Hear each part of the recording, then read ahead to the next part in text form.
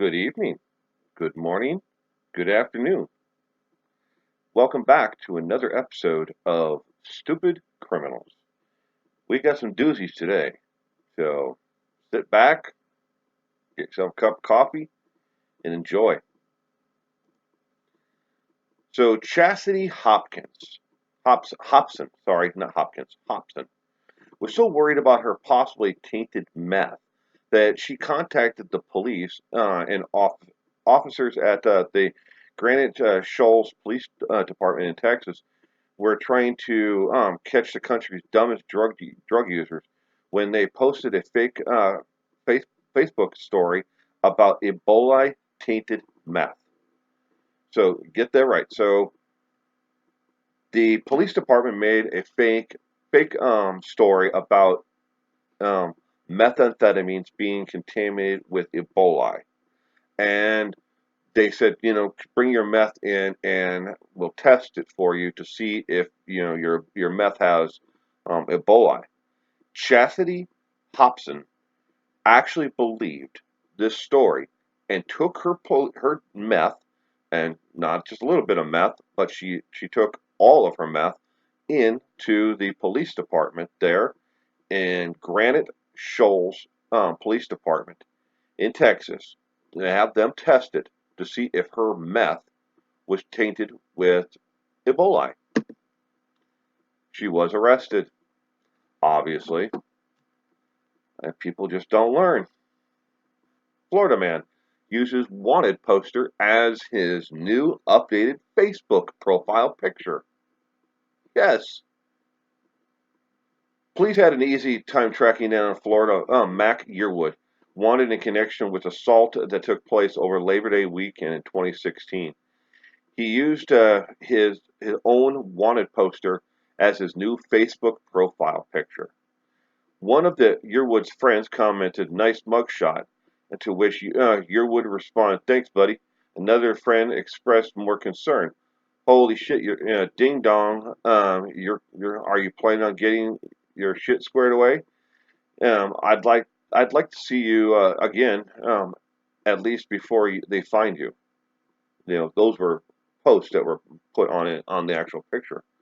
Cops in Stuart, Florida, north of Miami, used Yearwood's Facebook to track him to his brother's house, where he was arrested, according to this arresting officer, along with a bag of weed, tumbled out of Yearwood's pocket as he was cuffed, and he politely asked the cops not to charge him with possession.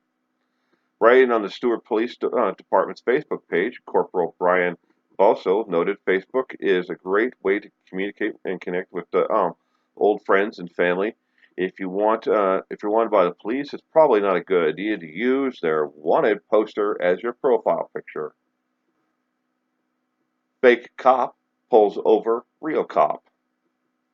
Police impersonator in Dumfries, Virginia, tried to pull over an off-duty officer. When the real cop informed the fake cop that he was a real cop, this is getting confusing. The fake cop ran away but was quickly apprehended and hauled off to a real prison. Amateur criminal and professional dum-dum Christopher Cron made a mistake, possibly in a robbery, the biggest mistake in robbery history, when he tried to rob a restaurant after it closed one night. Not only did he trip the silent alarm, but when ADT called the restaurant after being notified, Cron answered the phone and gave his real name. He returned to the restaurant the next day and was recognized by an employee who had seen the surveillance video. Cron was arrested on the spot. Two men in Houston were accused of stealing an iPad and using it to take selfies they unknowingly uploaded to the owner's iCloud account. The, the men appeared in the photos displaying money they were also accused of taking from victims. At least they didn't have to listen to the new U2 album. Charles Ray Fuller of Texas, Dum Dum tries to cash a bogus check for $360 billion. To top it off, the check wasn't even made out to him. He was arrested on forgery charges and sentenced to a 1 million billion years in prison. Going back to Texas, Mineral Wells, Texas, a 22-year-old man landed himself behind bars after allegedly posting on Facebook page that he had more than a dozen warrants out for his arrest.